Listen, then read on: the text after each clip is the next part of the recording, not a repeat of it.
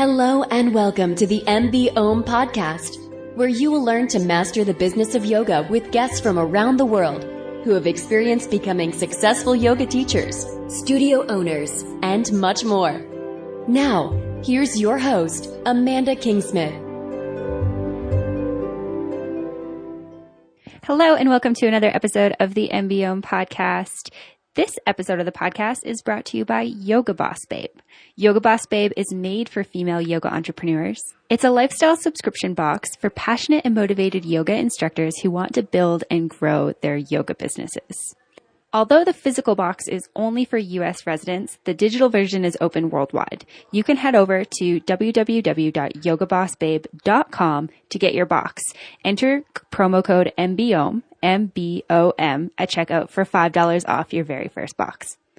I'm also very excited to share that I am a guest instructor for Yoga Boss Babe in this month's box. So it's not too late to sign up for your Yoga Boss Babe membership and have access to all of the online materials.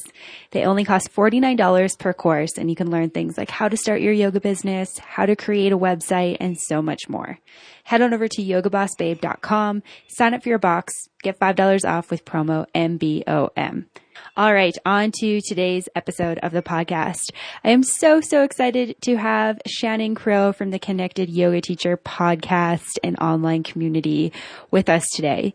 Shannon and I connected a number of months ago over our mutual desire to help yoga teachers improve their businesses, make more money, and feel like they're more connected with the community. And I really love the direction that Shannon has taken her podcast and her website and her online community in. She has a quickly growing online community called the Connected Yoga Teacher Community, which I'll put a link for in the episode description as well as in the show notes. And when we chatted on the podcast, she had about 300 members, and now the group is up to about 900 members. So it's a really active community. Everyone's super supportive. I would highly recommend getting involved with that. So Shannon and I talk a lot about how to build an effective online community, as well as her passion for pelvic health and so much more. So without further ado, here's Shannon. I'm very excited to be joined on the podcast today by Shannon Crow. Shannon is a yoga teacher, a yoga business owner, and a yoga podcast host as well. So Shannon and I have connected off the podcast for a number of months now. We've kind of been following each other back and forth. So it's really amazing to finally be connecting, to be talking on the podcast today about her business, what she does, and her community that she's fostered online and in person. Shannon, welcome to the show. Thank you so much for being here today. Thanks for having me, Amanda. I'm thrilled to be here. I love your podcast and I'm a huge fan. Thank you so much. I really appreciate that. And so a good place to start, I think, is to back up a little bit. I know you've been teaching for a number of years. If you could just tell me briefly how you first came to yoga and how you first started teaching yoga, that would be awesome. Sure. Well, my very first yoga class was started out as a girls' night out. We signed up for a session. There were a bunch of us. We had little kids at that time. So I was in my earlier 20s and maybe mid 20s and just wanted a night out.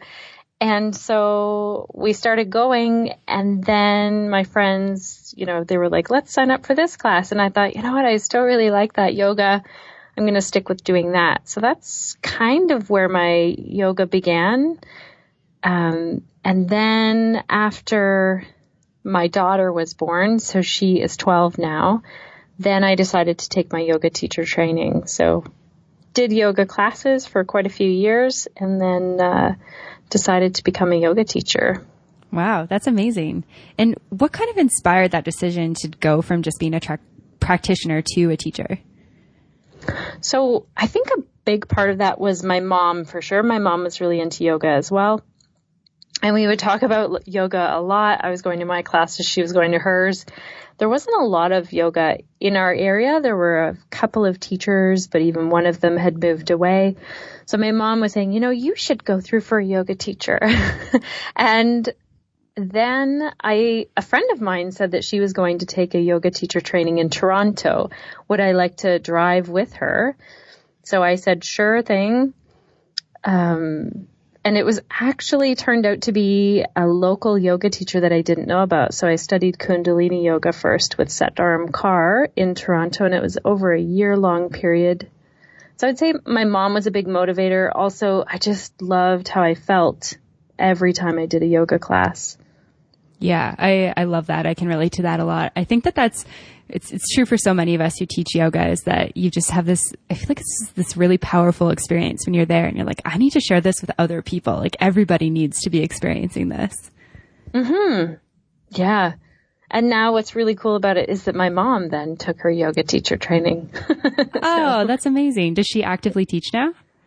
She teaches in Kincardine, Ontario. Yeah. Oh, that's so cool. So you guys can kind of share that experience together. Mm-hmm. Oh, that's amazing. I should get my mom to do her yoga teacher training. She doesn't really even go to yoga classes, so I feel like that's probably the first step, but maybe. Shoot for the stars. And so you started teaching, you said that was 12 years ago that you took your teacher training. Yeah, it was 11 plus years ago. Yeah. Wow, that's amazing. And can you talk a little bit about the changes you've seen in the yoga industry over the last 11 and a half years? Well, for sure, for myself, like my yoga teaching has evolved. I could speak to that. Yeah, definitely. That's cool. Because I took a Kundalini yoga teacher training, it was really like my teacher, Shannon Crow, had studied with Yogi Bhajan. So I feel like it was very much kind of his take on yoga coming right from India. And we studied a lot of philosophy in that. And I remember finishing that feeling pretty strong in like mantra philosophy, yoga philosophy, and just the Kundalini tradition, but not feeling as strong on, say, hands-on assists weren't part of it at all, or even just the alignment of postures wasn't the focus. So for myself, I started doing a lot of different trainings, and in that, so I don't know if it's with the time, but in that I started to then take more trainings on therapeutic yoga and changing the traditional way that people were doing yoga and changing it in a way that would really suit individuals. Okay. Yeah. And do you think that just evolved kind of naturally as you taught longer and with what you'd studied? Yeah, I would say also with the times, you know, I forget how many years ago it was that yoga book came out about injuries and that sort of stuff was coming out.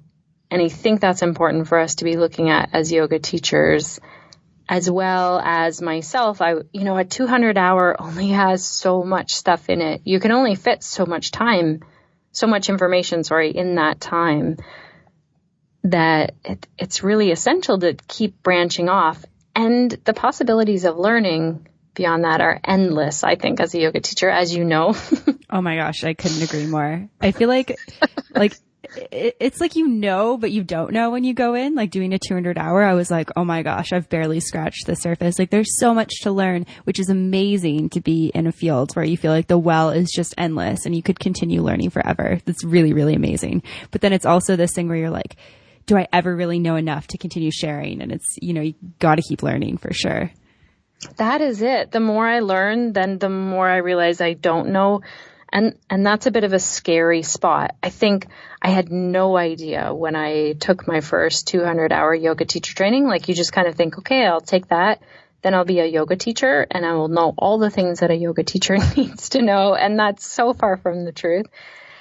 And it can be scary. And then I think really liberating. Like for a while, I really honed in and focused on prenatal yoga, postnatal yoga, fertility yoga, all of that. And that's what led me to where I am now, where I mostly work one-on-one with people, all for yoga for pelvic health. That's my niche now.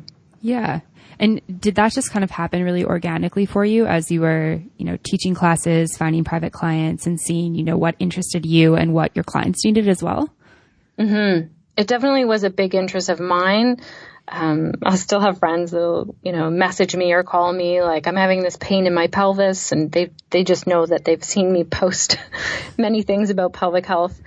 So it definitely is a passion of mine. And then I saw there was a huge need as well.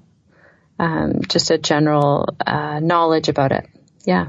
Interesting. And do you find, so I don't know too much about, like I have a very basic understanding of pelvic health. Do you find that it's mostly like people, like women who have had children or older people who have issues with their pelvis, or does it happen in like, do all of us benefit from, the health of yoga for pelvic health? Yeah, exactly.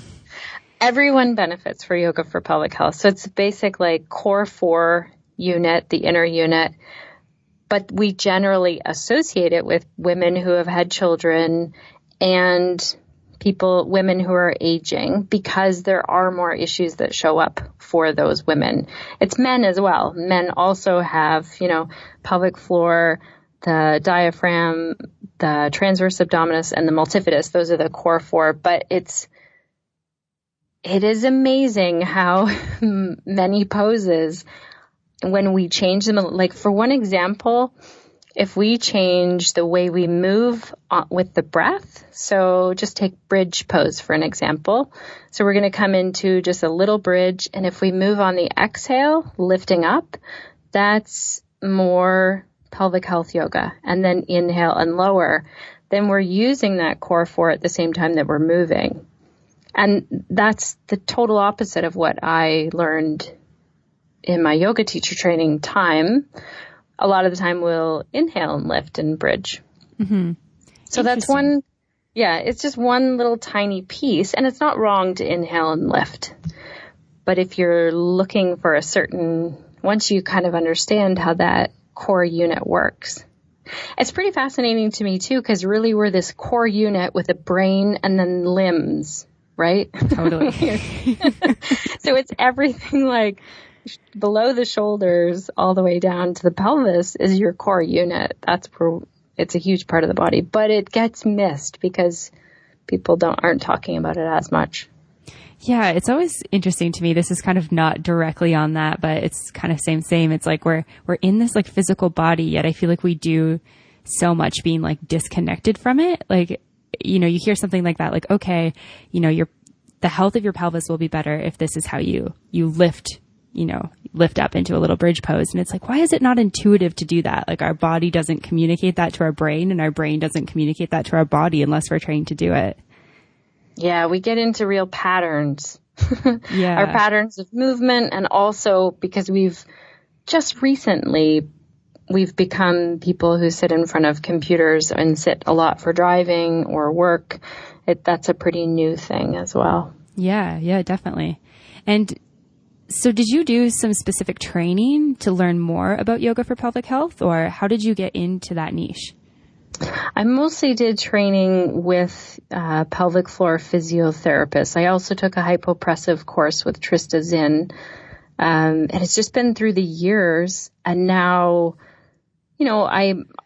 I have booked a call with a pelvic floor physiotherapist who teaches in a university. So then I'll pick her brain for an hour, like, okay, I'm working with this person, and I also work at a physiotherapy office. I can just go to the physiotherapist and say, okay, I'm working with this person. What do they need? I can refer them to them, get that feedback from them. It's been an amazing process. And I don't think that there are many yoga for pelvic health trainings. I now teach an online course for yoga teachers because it's not really out there. Like I just took years of information and packed it into a course. Yeah, definitely. I mean, it's something that I haven't been teaching for too many years, but I have worked in the industry for a couple of years now. And I mean, you're the first person that I've really seen that's talking more in depth about it. Like I feel like trainings cover it. They talk about the importance of the pelvis and aligning the pelvis, but not so much in depth into how it can really be super, super important in each of our poses. Yeah, there are some you'll see once you start. Well, I'm super passionate about pelvic health, but once you get, reading one article, then you'll read another. And also on the flip side of that, there's some information that isn't so helpful for women. And that's where, like, one of the biggest messages that I always want to share around that is that it's not normal for any woman to be leaking urine. So it doesn't matter if they've had a baby and they're past their 6 weeks, or they're aging, it's still not normal. If they're heavy duty athletes, there's a message going around that it's normal to be leaking urine, but it isn't. So I'm very passionate about letting women know, you know what, like high percentage, 80 to 90% of this is treatable if you just go see your pelvic floor physiotherapist. Oh, wow. That's so interesting. I didn't know any of that. Mm-hmm. Good to know, That's the thing. People aren't, and so that's why I love doing big group classes for that too. And I just bring a different topic in every week, and then we do poses that help along with that. Yeah, Yeah, that's amazing. And so that's kind of like your personal teaching side. And then, I mean, you're a mother. You have 2 or 3 children? 3 children. 3 children. My oldest will be 19 soon. The middle is 14, and then my baby is 12. Wow. And then you host a podcast and run an online community, which we're going to get into shortly. But my big overarching question to you is, how do you manage all of that? I think a few things. So I did some work with a coach, Barb Elias, who really helped me to see, like, Shannon, you can't do it all. So I've actually knocked some things off that list. I used to do Thai yoga massage. I used to work in different teacher training. So I just kind of kept chopping things off and really focusing in on what I wanted to offer. So that's how I was, in my own community, I said yoga for pelvic health. And then with the podcast, I thought, what do I really want to hone in on? Because I used to help yoga teachers with their website and then consultation calls, different things. And I just thought, I just want to help yoga teachers kind of along the way. So after a yoga teacher training, I feel like yoga teachers are really kind of alone on their own. So that was part of it. So back to your question. Sorry, I'm getting off track. But the other thing that really helps me is to realize that I can only get 1, maybe 2, at the very most 3 things done in a day. So that might sound like, oh my gosh, well, you do all those things. How do you fit it in? I'm starting to realize that I have to do that number 1 thing first thing in the morning. Yeah. And I really have to stay on track with it. I have to view it as a business. Like, I go to work and then I close my day. I think that was missing from my yoga business for many years. I had another job, and then my yoga was kind of my side job for a long time. So yeah, that's such an important lesson, especially, working for yourself or working from home it's really easy to, the beauty of that is that you get to schedule your day kind of how you want to, but honing in on when you work best and how you work best and making sure that you do have that like off switch. Because I feel like when you work in an office or you work somewhere that closes, it's like, okay, 5:00, I leave this here. But when your laptop's or your computer's just sitting there looking at you, it's like, I should probably do that thing that I didn't do. Yeah. And I still struggle with it. Right? Like, I'll sometimes get up in the morning and I think I'm going to do a yoga video. I'm like, I'll just check my email first. And that's really hard. So, it's something I still work on, but I try and fit self-care in very first. Sometimes that's hard to do as a mom, as a woman. I don't know, just as me, this being on the planet. And then work day and then end of work day, which is also a struggle for me. It's interesting. Yeah, I can imagine. I don't have children, so I can only kind of like put myself in that situation, but I feel like it's probably easy to let your personal self-care kind of become the last priority, because it's like you've got these humans that you need to support, and then you've got this business that you're really passionate about, and then it's like, oh, well, taking a bubble bath probably isn't so important right now when I need to like feed my kids and send these emails and et cetera, even though it is important. Yeah. And I think for me, it's just going to be a lifelong thing. The work that I did with Barb was really helpful for me for developing boundaries around my time. So I might say to myself, okay, I've got 30 minutes to check my email. Yeah, which is so hard to do. It's hard to put those limits on email times.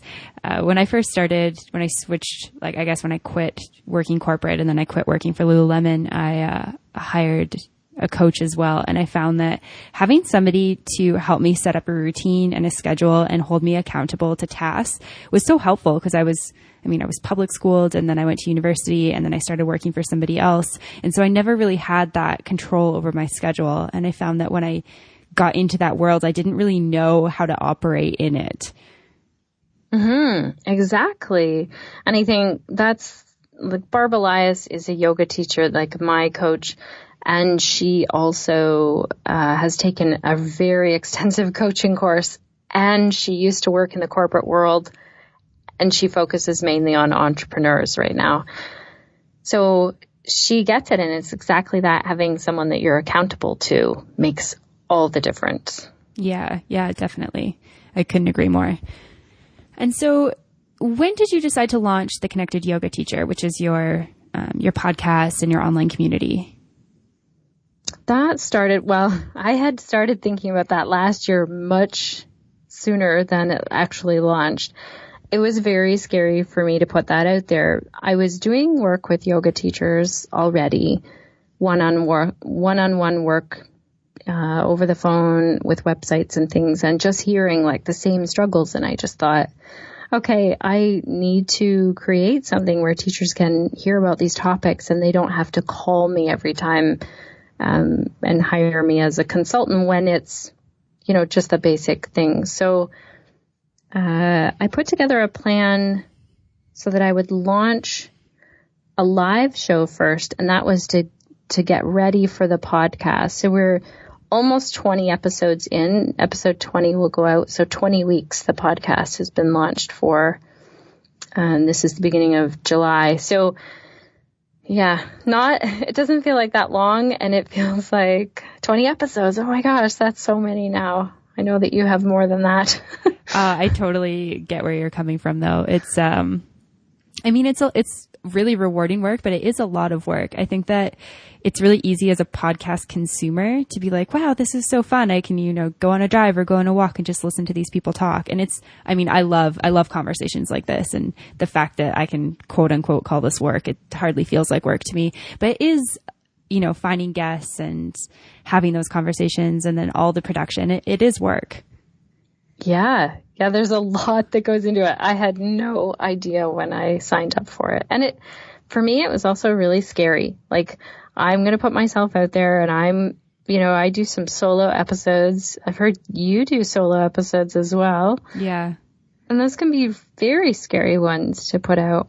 Totally. Yeah. I couldn't agree with you more. I launched my podcast before I'd even been teaching for a year. So I know for me, I suffered a lot of imposter syndrome. That was probably my biggest thing. And if it wasn't for my boyfriend and my business coach, I don't even know if I would have got MBOM out, because I was just like, who am I to put this podcast out? Who am I to talk about the business of yoga when I've been a yoga teacher for, less than a year? And I just kept coming back to like, this needs to go out there. People need to hear this. Yes, I know. When I stumbled across your podcast, I was like, oh, yes. And it's funny because I had two reactions to your podcast. So I was like, had my podcast in mind, like yoga teachers need more information. I remember finding yours, being super excited, and all of a sudden very deflated for a bit, like, oh, it already exists. And I was like, no, that's silly. It's just like, you have a yoga class, and if we lived in the same town, my yoga class would be different. So I think that's also important for yoga teachers out there. What you said about the imposter syndrome, like, who am I? And also other people are in the same business, but that's okay. I think those are two huge things in the yoga world right now. Oh yeah, definitely. I think it's such a common thing. It's easy to be like, oh, well, somebody else is already kind of doing what, I wanted to do, so maybe I shouldn't just do it. And it's like, of course you should do it. If like your voice is always going to be different than somebody else's. Mm-hmm. Oh, for sure. And yeah. Can you talk a little bit about some of the other, I guess, like challenges or fear around launching your podcast? Because I think that I was talking to a friend about another aspect of MBOM that's not live right now, that's kind of an idea for the future. And she was like, wow, like, I'm just so impressed that you just go for it. And I was like, is that what it appears like? Because I've got all sorts of background struggles. And I feel like it's important for people to hear about that stuff. Yeah, I think, the biggest challenge for me in I had all of these ideas. I had a journal. I kept writing all these things down. And it wasn't until I I went on another podcast. I went on the Biz Chicks podcast. And part of that was she was my business coach, and it was going to be live, played for thousands of listeners. And she made me set a launch date for my podcast on that. So that was huge accountability. But if we can, you're already talking to people about that program, and if you can let them know, okay, this is my idea for the program, and here's my launch date. That's the second, and then people are waiting. Then you've promised it. You've got to then do the middle work, the hard stuff. Yeah, definitely. That's a really good reminder. I know for me, I'm very like, I'm going to keep everything super secret, because then nobody can be like, where is it? You said you were going to do it. But I think that that's a really easy way to kind of almost like let your fear come over you, or to kind of get out of the things that you should be doing. So it's really admirable that you said that on a podcast, because it's out there then. Yep. You could do the same thing, because you have your podcast. You could be like, okay, I have this idea. And you know what? When you say, well, then the date would be out there and people would be watching. That's the other thing. I think that when we're creating anything, if we're creating, say, even a yoga session, or we're creating a podcast, or we're creating a different course, we think that everyone can see what we're doing. But actually, people are really focused on their own lives. So if you said that a launch date and then an email went out later and it was a different launch date, it's only going to be your really like dedicated fan group that's going to notice, hey, something went on here. She changed the date of that. Yeah, definitely. That's such a great point. I think that it's easy to get caught up in, everyone's looking at what I'm doing and that sort of thing, but it's like everybody else is worried about what they're doing, and they're not paying so much attention to what you're doing. Not that they're not checking in or not interested, but it's just everyone is we're all busy, and we're all, wrapped up in our own stuff. Mm-hmm. Yeah. And that's fascinating to me. Sometimes I think, I go to talk to a yoga teacher and I tell them about a course that I'm doing. And I think, how did you not know about that? Like, I've been posting it on social media for the last 4 weeks. But that's an important thing to know as a yoga teacher. Our students are the same way. We might be posting, we're doing this class, and we need to kind of keep reminding them. People are busy. Mm-hmm. Yeah, definitely. I have that. I mean, I just got home from my time in Asia about a month ago, and I saw, a bunch of extended family at a bridal shower and all this different stuff. And it's this consistent question about people are like, what do you do again? And I was like, we're friends on Facebook. Like, I am all over Facebook. I was like, do you just like my stuff without reading it? How do you not know what I do? Yeah. And then it's this reminder of like, well, I guess I don't really know what you do, because I kind of like see you in the background, but I'm always like, I'm busy. So I'm not consistently thinking about it. Yeah.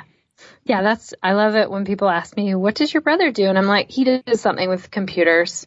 Because I've asked him specifically, like, someone asked, so tell me again. And I think I'm going to remember that, but I can't. I was actually listening to an episode of Yoga Girls podcast yesterday, and she was interviewing one of her best friends, and they were talking about, Rachel is really good friends with both the partners, like her best friend and her best friend's partner. And she's like, what does he do again? And the like wife of this guy is like, he's like a researcher around cancer or something. And I was like, oh man. It's like the Chandler Bing.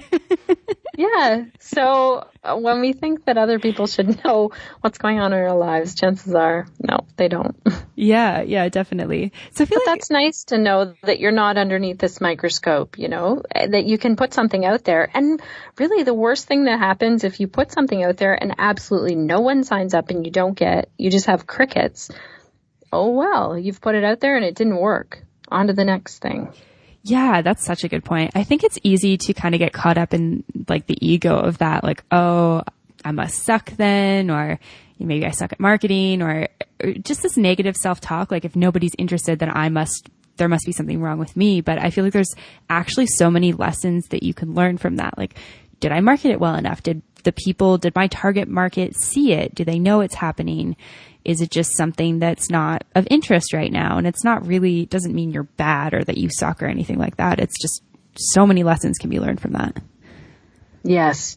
And that's huge with planning a yoga class. Like you could put all of this work and time into planning a yoga class, but maybe you didn't put posters out, or maybe you didn't advertise online. And then, people can only know when you advertise. And I think that's hard for yoga teachers as well. They have a hard time marketing their things.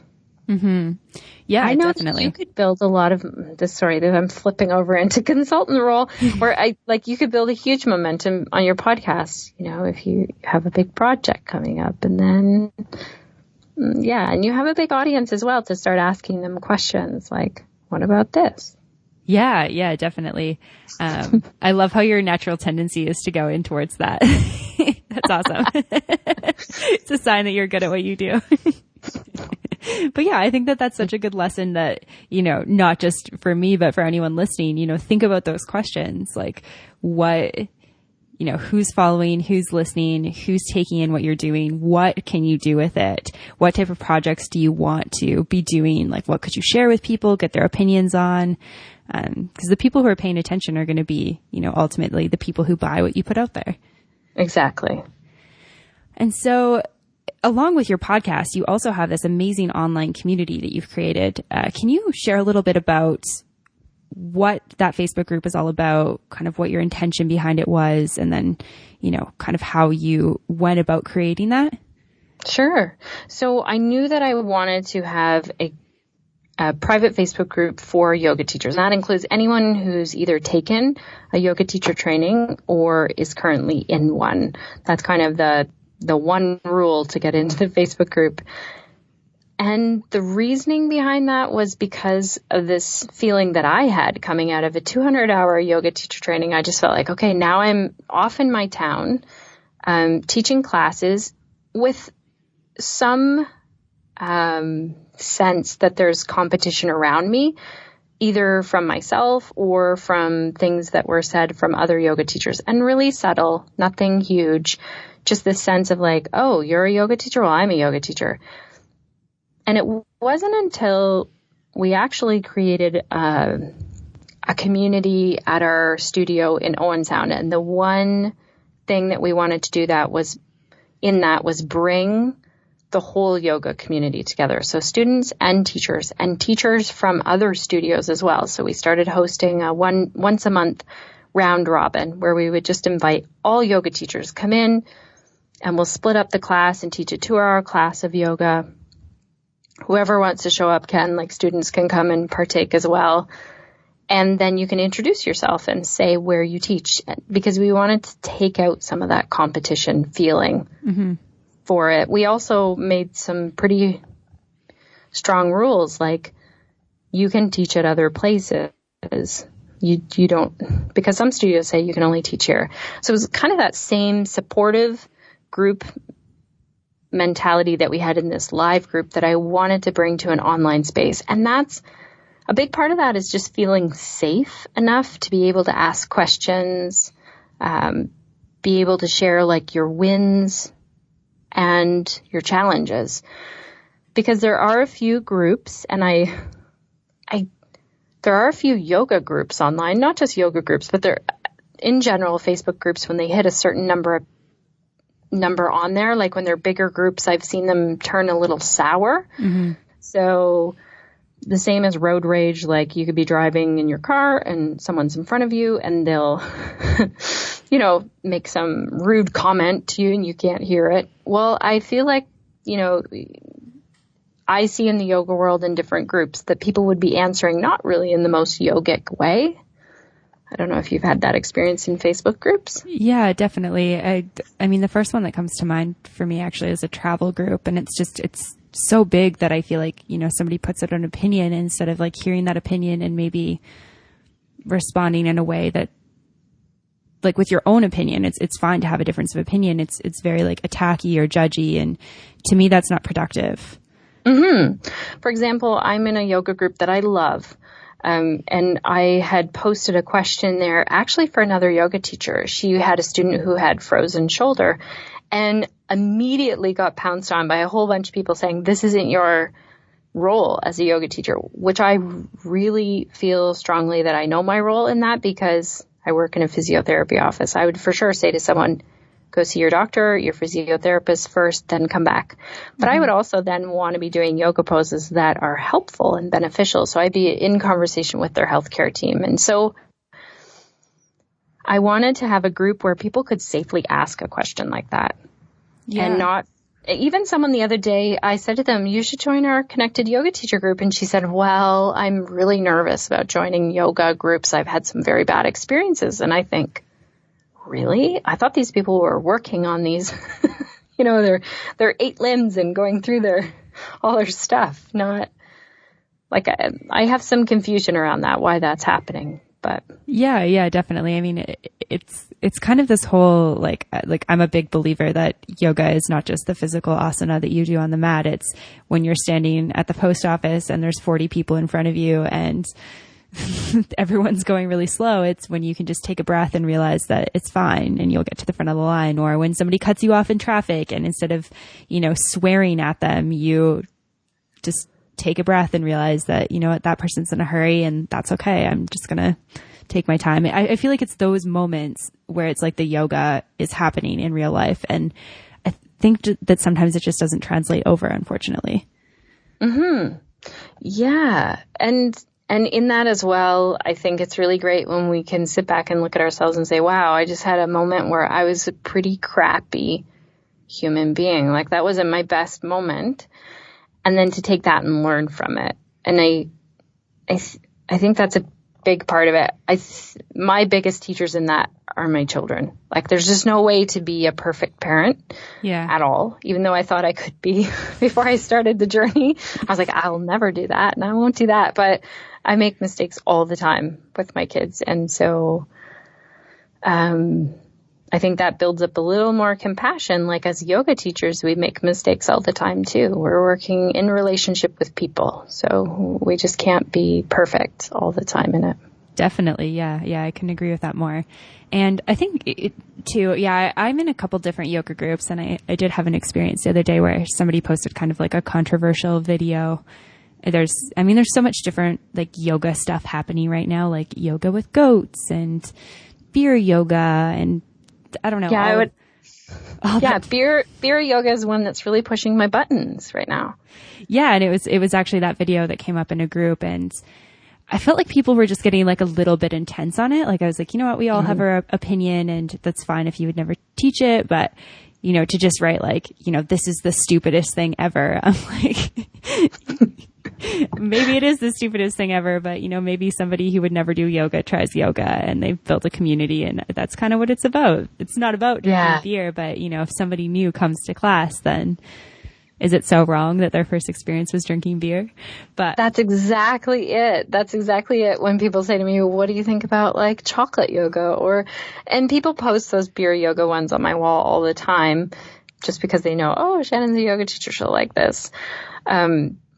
But I think your point in that is so bang on that if it gets someone into yoga and just being more aware, someone has to start somewhere. And if it's this fun class, And I think the other part of that is that when we start to divide, like if I said to you, I will never do beer yoga, that's going to create a division, right? If you were a beer yoga teacher, boom, there's an automatic divide. My niche is beer yoga. But if we look at it, like I have to look at it and think, wow, that's really pushing my buttons. Why is that? There's something in that more so for me. Why is that class pushing my buttons? So same thing, if you hear yoga teachers, they'll often say, well, where's the yoga philosophy in that class? Or passing judgment, we do it all the time. Then why are we having that big judgment come up? Yeah, definitely. And yeah, don't get me wrong. I'm not like I'm not going to become a peer yoga teacher. I think it's just an interesting example of, somebody posting in a group and a lot of people, and everyone's entitled to their opinion. I totally think that people should share that, but I'm just like, and you just put something like, this is so stupid. Where does that come from? What is that thought process? And, how is that constructive to somebody who's genuinely, maybe a newer teacher and they're trying to think about how to differentiate themselves? Is that encouraging them one way or the other, or is it just kind of putting a judgment on something that maybe you've never experienced before? Mm-hmm. And chances are, like, as yoga teachers, we can get really stuck in this groove of this is the way it is.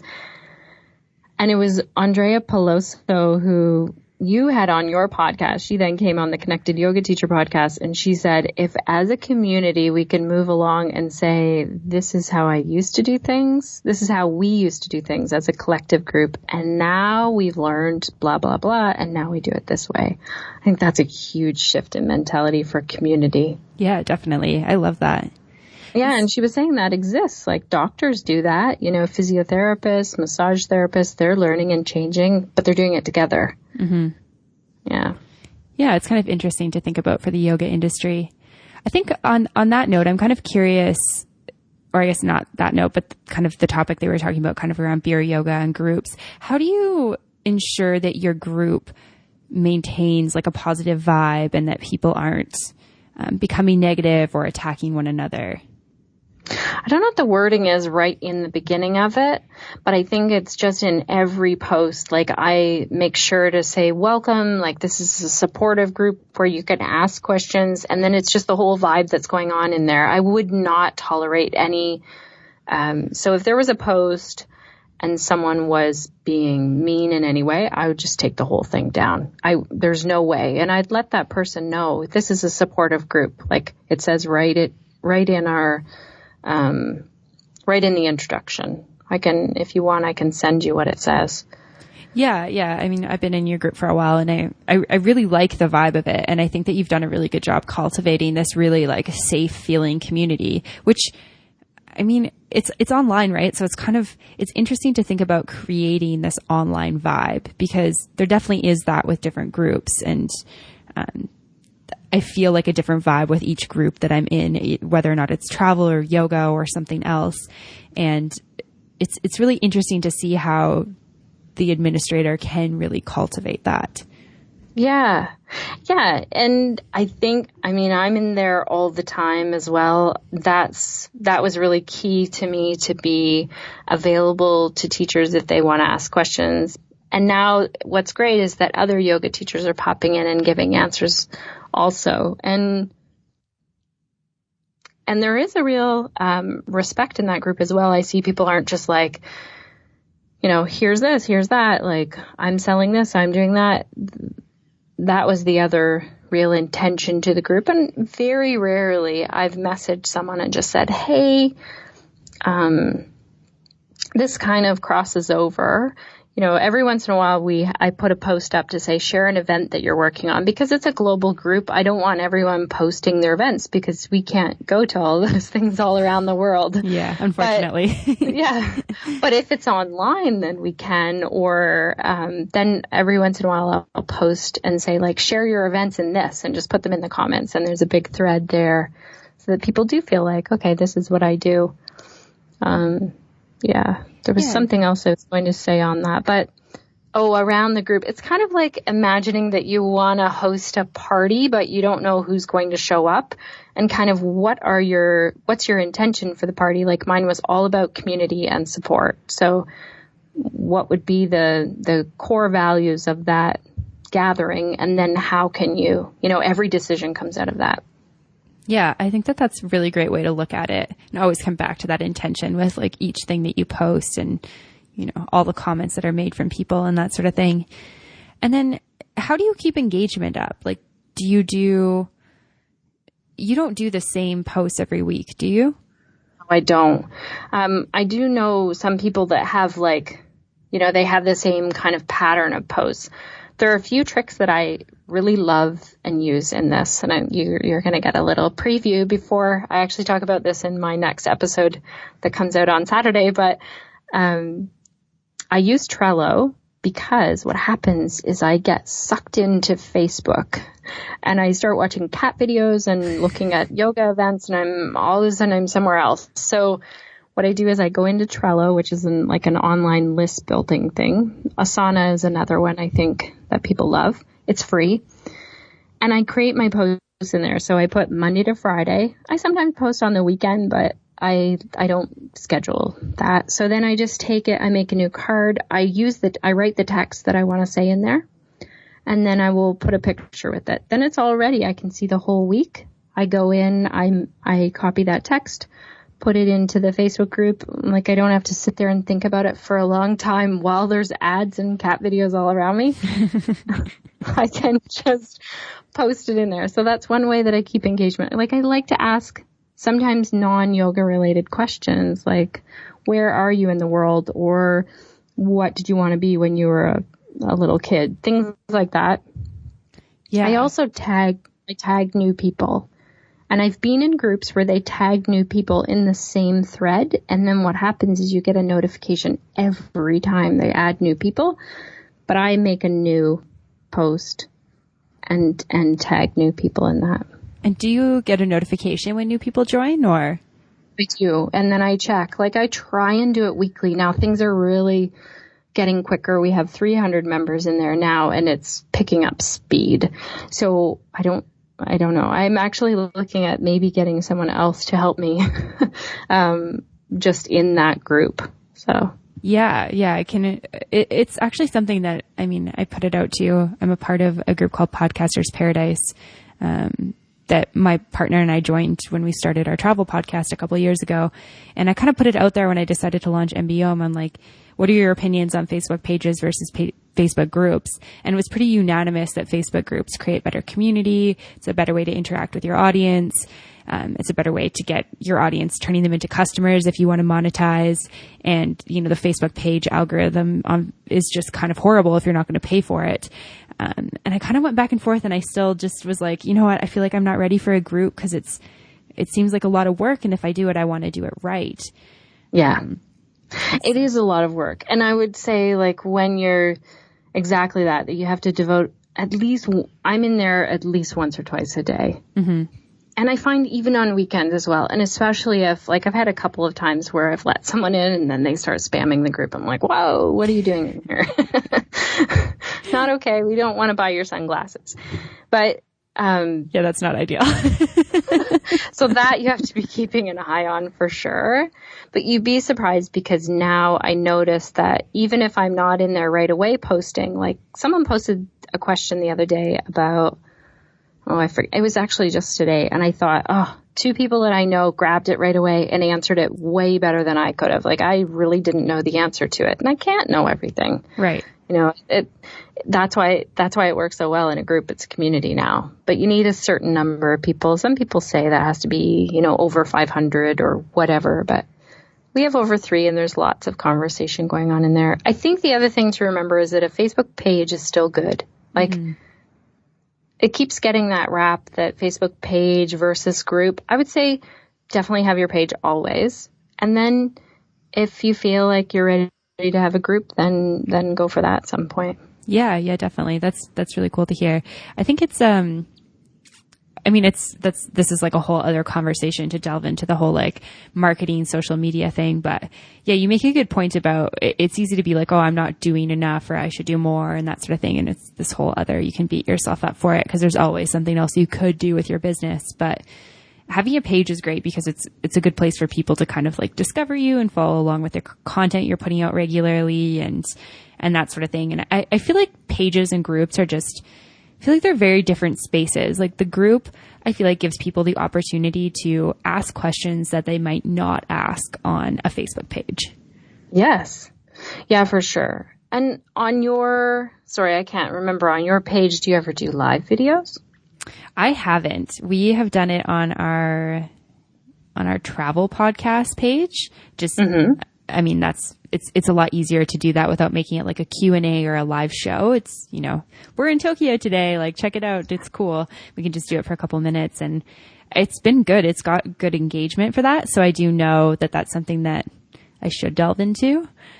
I just haven't taken that leap of faith yet. No need to should on yourself. Can be a really scary leap forward. Totally. Yeah. And you run a once a week live show. Is that right?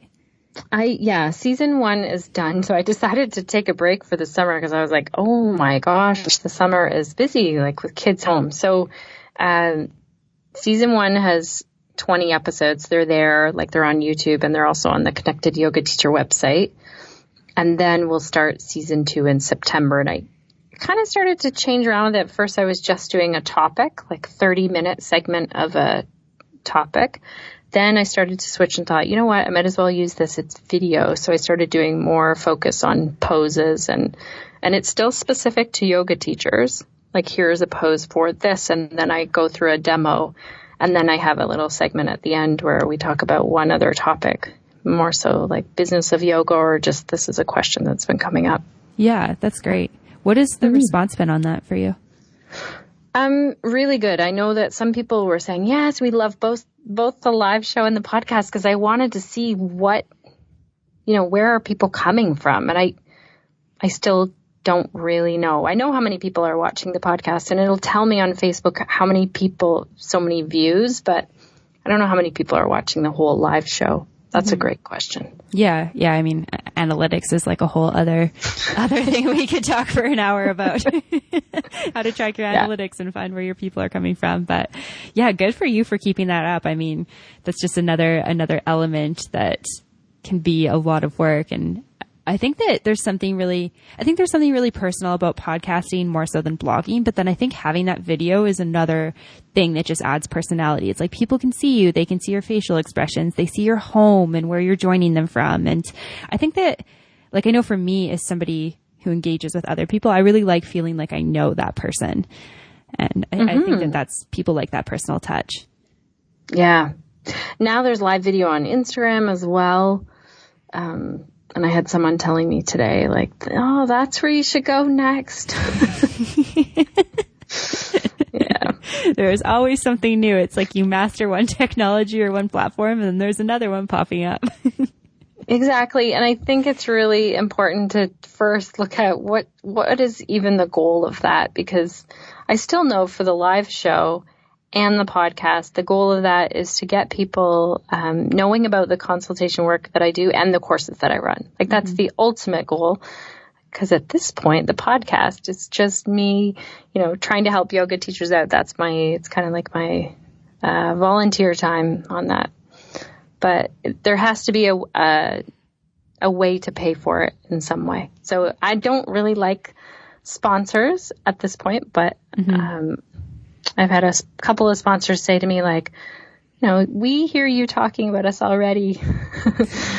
Yeah, it's interesting. But for yoga teachers that are like, what social media platform should I use? That's a huge question. I think it's really like, what is the goal? And then what can you focus on first, and what can you fit in?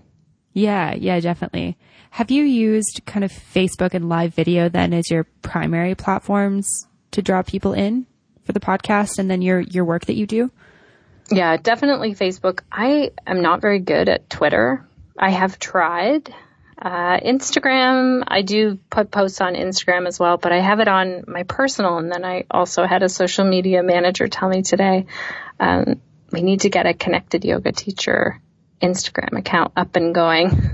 I was like, oh yeah, it's just me. Yeah. I mean, there's so many steps to that. I kind of went through that as well. Like I learned a lot from the first podcast that I launched, where I was all these different lessons. Like, you should have a Facebook page when you start. So it's like, okay, I'm going to do that.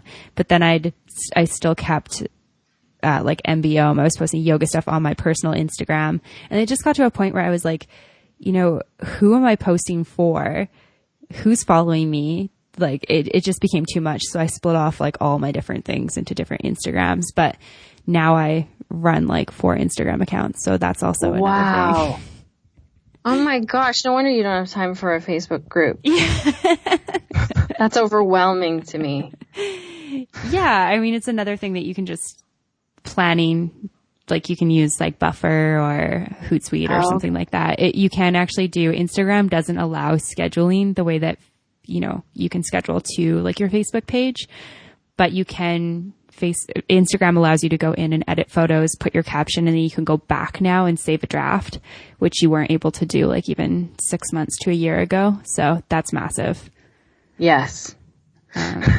But yeah, it's a whole nother topic as well. It is social media.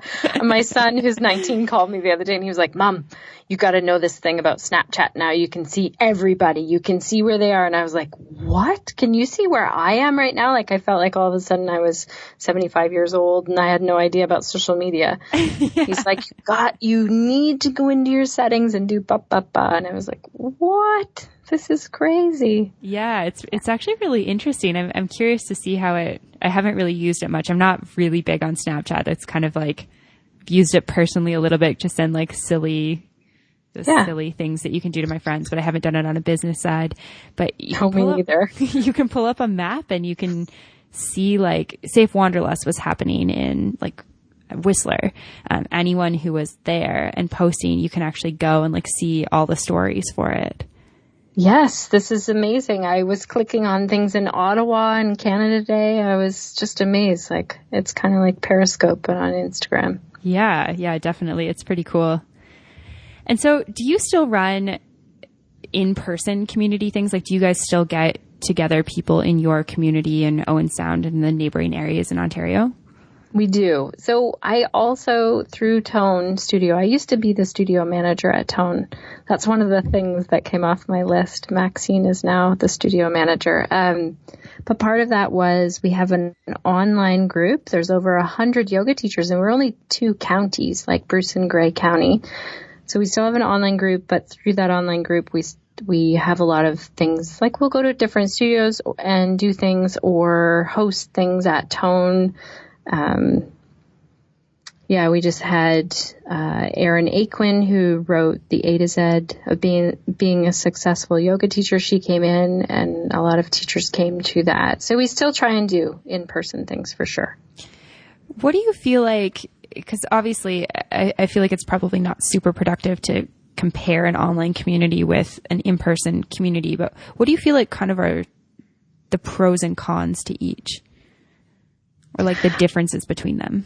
Right. So meeting someone in person, obviously you have more of a connection with them. So if you are not able to meet in person, the next best thing that you can do is video, and the next best thing is audio. And then it gets down to text for me personally. Mm-hmm. And I think that's the overall. So when you can meet people in person, you know, think back to a yoga teacher training that you went to. That's what it's like. And I think it's super important to have time if you're going to meet in person where people can visit and chat. And then I always laugh about this, like that opening up, like kind of the cracking open that sometimes happens at yoga teacher trainings, or you're just put in this new experience together as a group. Mm-hmm. You know, retreats are like that also.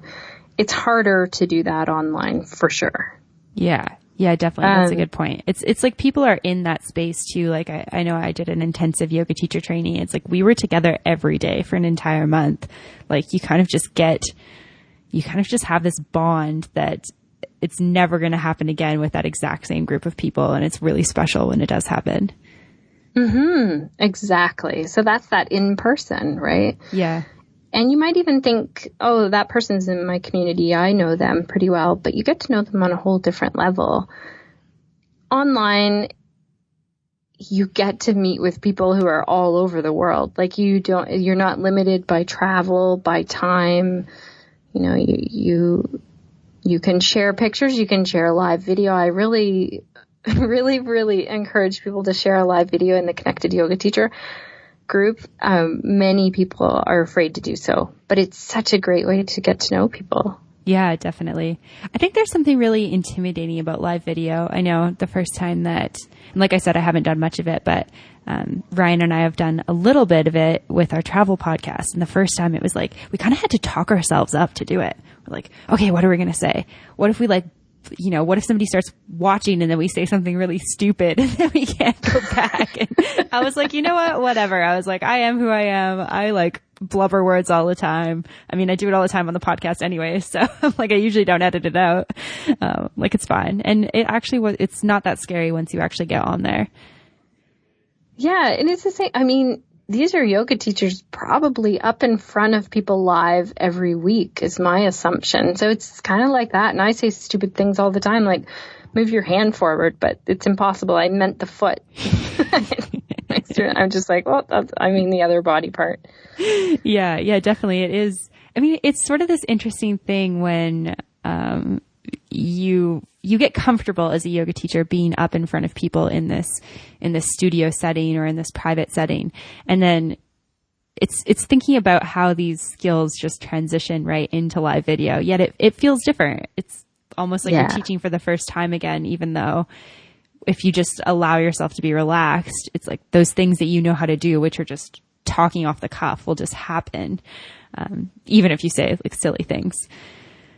Mm-hmm. Yeah, I think we can all relate to those moments. That. Yeah. Sorry, I was going to say we can all relate to those moments where you say something and like a couple people laugh and you're like, oh, I hope that everyone forgets that came out of my mouth. Exactly. And with that as well, people really appreciate live video because anything could happen. Like they keep watching because they're like, oh my gosh, it's live. Anything could happen in this. And they can interact with you as well. They can type in the comments, say a little hello and ask a question as you go.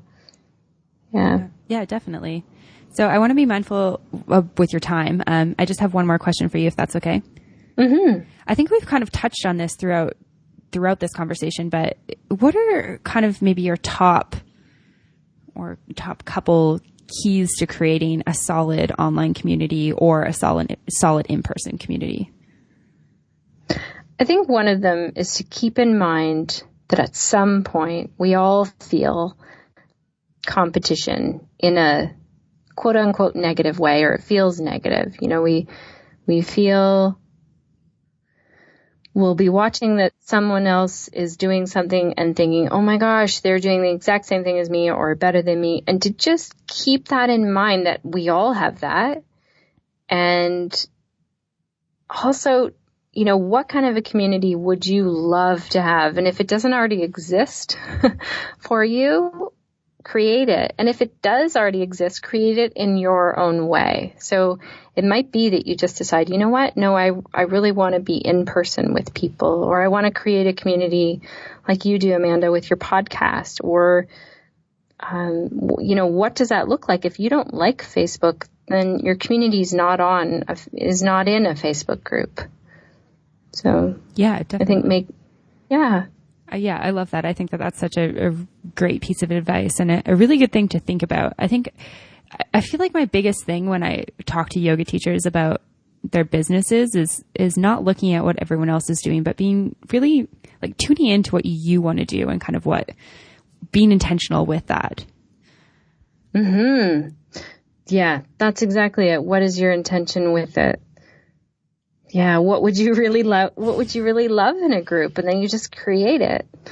Yeah, definitely. I think it's really easy to be like, oh, so-and-so is doing this, so maybe I should do this. And we already kind of talked about the danger of should in this conversation. And should is we should just get rid of, I just said it again, but we really need to just get rid of that word out of our vocabulary. I think we'd all be happier and that sort of thing. But thinking about what really you want as opposed to what other people are doing or what you feel like you should be doing. Yeah. It's like, as Natalie Ekdahl says, my business coach, she says, eyes on your own page. Yeah, definitely. It's going back to school. No cheating. Mm-hmm. It makes us happier when we do that. And I think that's a big thing too, to step away from your computer. So that or even if you're a yoga teacher feeling like, oh my gosh, that teacher's offering the same thing that I am. Like say, for instance, if you wanted to start a yoga class and a walking group, and you wanted to combine it, and that's a form of community, then step away from your computer. Don't Google search it. Just step away and think, what would that look like? How would I feel in that group? How do I want other people to feel? Definitely. I love that. Yeah. Amazing. Thank you so much for today. It's been absolutely awesome connecting with you, Shannon. Thanks for having me. Of course. And so if people are interested in what you offer, where can they go to find more about you?